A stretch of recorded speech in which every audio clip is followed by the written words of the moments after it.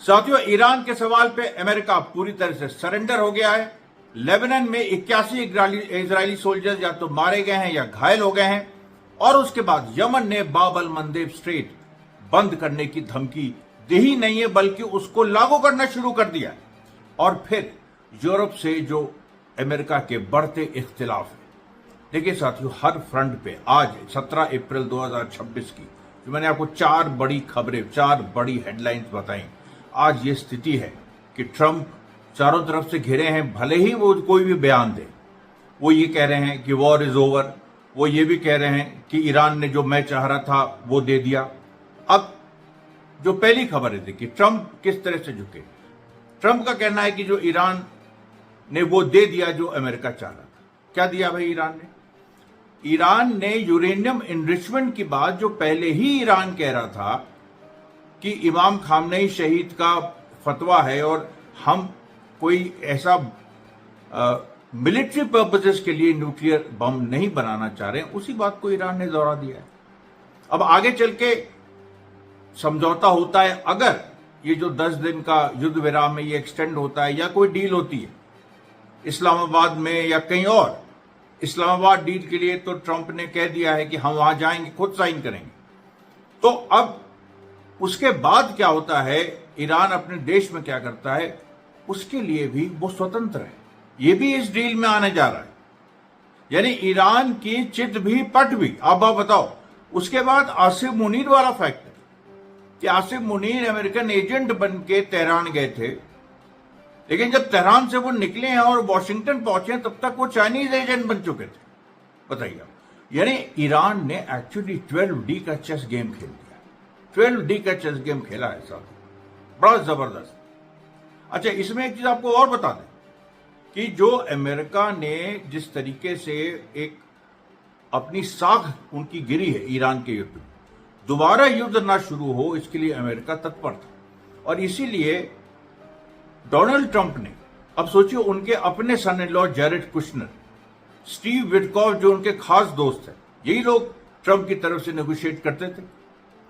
फिर JD Vance आए, JD Vance सामने आए जो इस्लामाबाद टॉक्स में गए। लेकिन ट्रंप ने इन सब में से किसी पे भरोसा नहीं करते हुए असीम मुनीर को यह टास्क दिया कि तेहरान में तुम जाओ और बात करो और हमारी तरफ से एक पैगाम दो। और वो पैगाम आसिम मुनीर ने दिया, और आसिम मुनीर जो वॉशिंगटन लेके उस पैगाम को पहुंचे, तब तक चाइना पिक्चर में आ चुका था। और चाइना ने ये मैसेज दे दिया कि देखो, अभी तक तो F-35, F-16 तुम्हारे गिरे हैं। अब की बार अगर जंग शुरू होगी तो जो टेक्नोलॉजीज हमने ईरान को दी हैं, सोडियम परक्लोरेट भारी मात्रा में ईरान पहुंचा है। और अमेरिकन मीडिया चाइना को अक्यूज कर रहा है कि उसने हथियार दिए। चलिए मान लिया हथियार दिए भी हैं, जो कि चाइना ने डिनाई किया। हथियार उस तरह से भारी हथियार नहीं, बल्कि टेक्नोलॉजी, उसकी टेक्नोलॉजी या जो पेट्रोकेमिकल्स लगते हैं, जो सब्सटेंसेस लगते हैं मिसाइल प्रोडक्शन में, खासतौर पे सॉलिड मिसाइल जो होती हैं, जो मूवेबल होती है।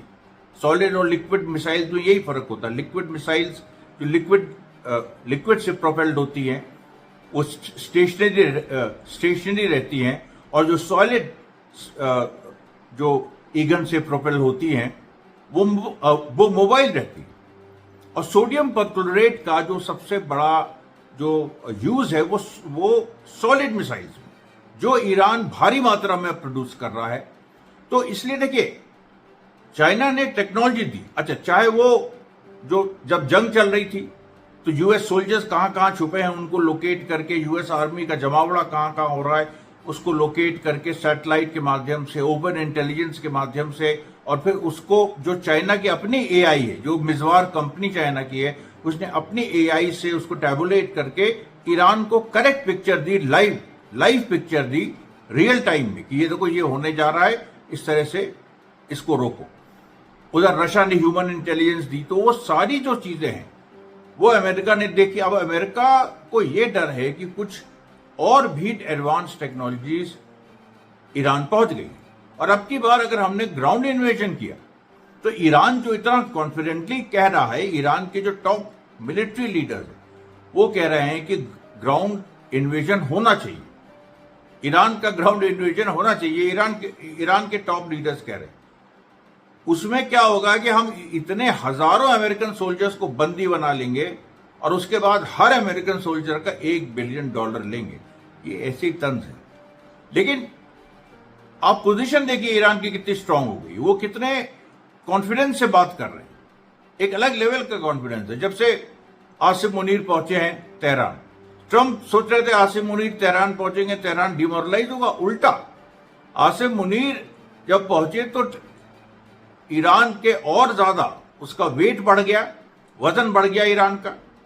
और फिर जो आसिम मुनीर अब वॉशिंगटन पहुंचे हैं तो उधर चाइना का भी मैसेज लेके पहुंचे और चाइना ने सीधे कहा है कि जो नेवल ब्लॉकेड स्टेट ऑफ हुर्मुज का ट्रंप ने किया, हालांकि वो फेलियर रहा, लेकिन उन्होंने कहा कि अगर एक भी चाइना की शिप इसमें प्रभावित हुई तो समझ लेना फिर तो बहुत बुरी स्थिति होगी। जी जिनपिंग पहले ही ये बयान दे चुके हैं कि लॉ ऑफ द जंगल नहीं चलेगा, यानी अमेरिका अपनी ताकत दिखाए और उसी को इंटरनेशनल लॉ कहे, ये नहीं चलेगा। देखिए स्थितियां कैसे बदल रही है।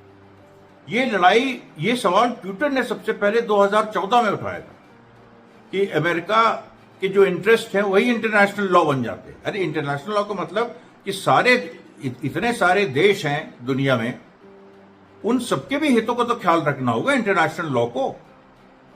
कि ट्रंप जब चाहे वायलेट कर लें, मदुरो को उठा लें, वहां पर बमबारी कर दें, यहां बमबारी कर दें, इमाम खामनेई को शहीद कर दें और फिर इंटरनेशनल लॉ की बात करें। तो इसलिए ये जो प्लान है धराशायी हो गया, ट्रंप पूरी तरह से धराशायी हो गया। और चाइना, जैसे मैं बता रहा हूं, ये जो गेम हुआ है ट्रंप के साथ, जो ईरान, रशिया, चाइना ने मिलकर किया है, ये 12D का चेस है ये। और 12D के चेस के बारे में जो ईरान के पार्लियामेंट के स्पीकर हैं गालिबा, जो इस्लामाबाद टॉक्स में भी थे, वो आज से करीब 3-4 दिन पहले उन्होंने ट्वीट किया था कि ये जो 12D का चेस है, इस 12D के चेस को अमेरिका खेल नहीं सकता, इजराइल खेल नहीं सकता।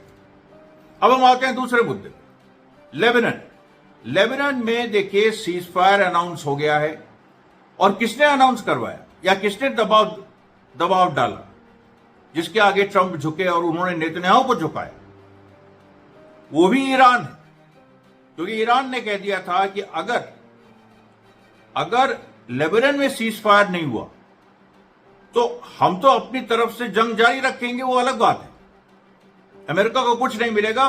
22 अप्रैल को जब 2 हफ्ते के सीज फायर की मियाद खत्म हो रही है तो जंग फिर शुरू हो जाए, वो तो एक अलग बात है। लेकिन अभी तुरंत, यानी आज 16-17 अप्रैल को हम ईरान पे हमला शुरू कर देंगे, इजराइल पे हमला शुरू कर देंगे, ये ईरान ने कहा। अब इससे ट्रंप डर गए कि अभी अगर इजराइल पे हमले शुरू हो जाएंगे, इजराइल के पास स्थिति नहीं है अपने को बचाने की। और ये भी ईरान ने कहा कि जो लेबनान के अंदर इजराइल की फोर्स है उसको भी हम मारेंगे। अच्छा, सच्चाई यह है कि लेबनान के अंदर जो इजराइल फोर्स है वो बुरी तरह से पिट रही, इतनी बुरी तरह से पिट, 81 सोल्जर्स हताहत हुए हैं सीज फायर के जस्ट पहले। कल रात, आधी रात से सीज फायर लागू हुआ, उसके जस्ट पहले आखिरी शॉट हिजबुल्लाह ने मारा, 81 इजरायली सोल्जर्स हताहत है। उसके बाद जो जंग लड़ी बेंत जिबिल, जो एक एरिया इजराइल कैप्चर करना चाह रहा था, वो कैप्चर नहीं कर पाया। उसमें आमने सामने की लड़ाई हुई, आमने सामने की एक कॉम्बैट वॉरफेयर हुआ। और उस कॉम्बैट वॉरफेयर में 10-10 मीटर की दूरी पे हिजबुल्लाह और इजरायली सोल्जर्स लड़े और उसका नतीजा यह हुआ कि इजराइल का एडवांस रुक गया इतने आगे। देखिए हिजबुल्लाह जो जंग लड़ रहा है, हालांकि ये एक सेकेंडरी चीज है, कुछ लोग कह रहे हैं ये उस तरह से खबर नहीं बनती, लेकिन हमारे लिए खबर है, आपके लिए खबर कि उसने जिस तरह से एक जिगजैग तरीके से जंग लड़ी, वहां पर लेबनान की ज्योग्राफी के हिसाब से, साउथ लेबनान की ज्योग्राफी के हिसाब से, पहाड़ों के पीछे से, और ऐसे फॉर्मेशन बनाए जो जंग में कभी दिखते नहीं,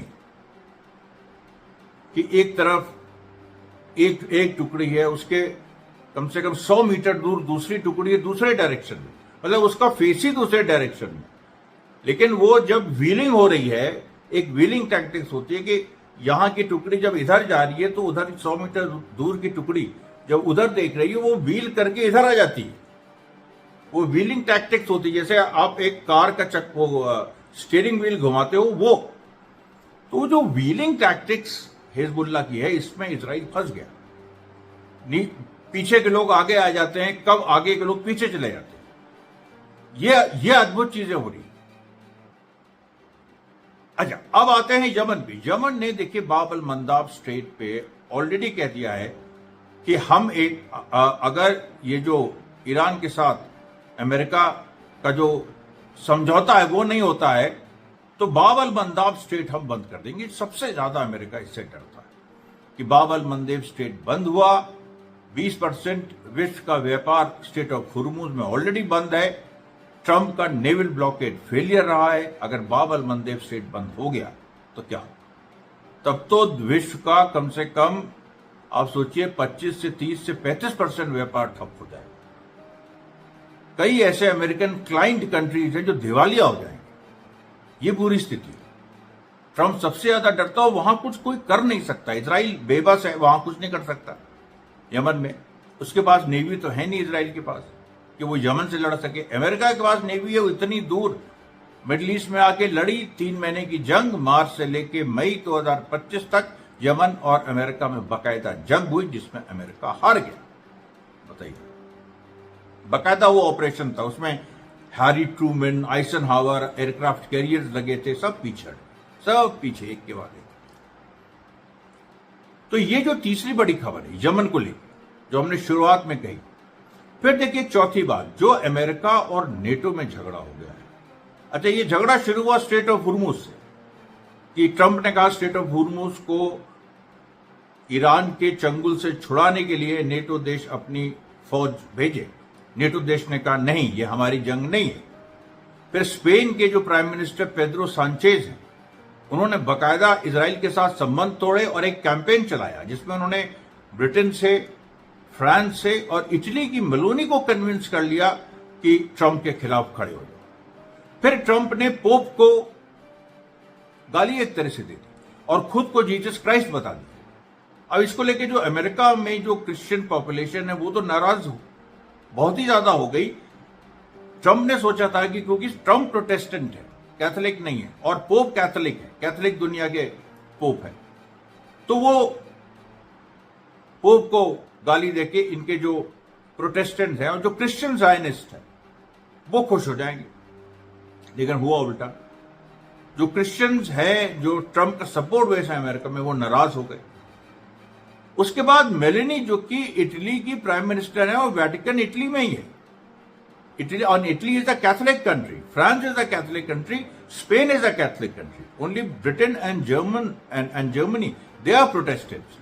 पर वो भी वो वाले प्रोटेस्टेंट नहीं है जो अमेरिका वाले, वो एक लंबी डॉक्ट्रिनल बहस है। लेकिन लब्बो-लबाब क्या है? लब्बो-लबाब ये है कि मेलेनी ने साफ कह दिया कि ट्रंप ने पोप के साथ बदतमीजी की है और ये बर्दाश्त नहीं है। ट्रंप ने जवाब दिया कि ऐसा कैसे मेलेनी कह सकती है, तो हमारी खास रही है, राइट विंगर रही है, हमारी खास है, ये ऐसा कैसे कह सकती है।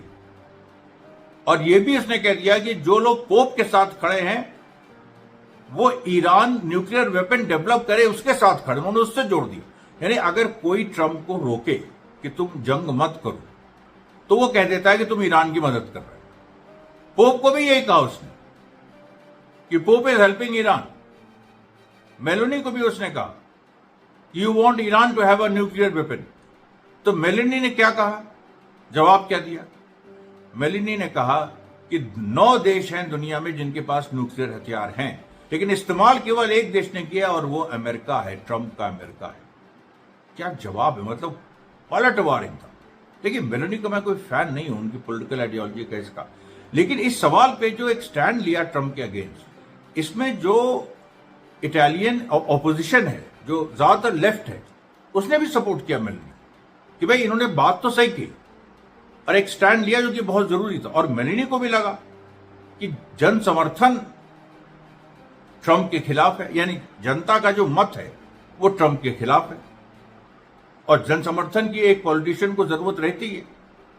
उसके बाद जुलूस निकलने शुरू हो गए इटली में, एक के बाद एक बड़े बड़े जुलूस, जिन्होंने और ज्यादा ये साफ कर दिया कि इटली की जनता किसके साथ है।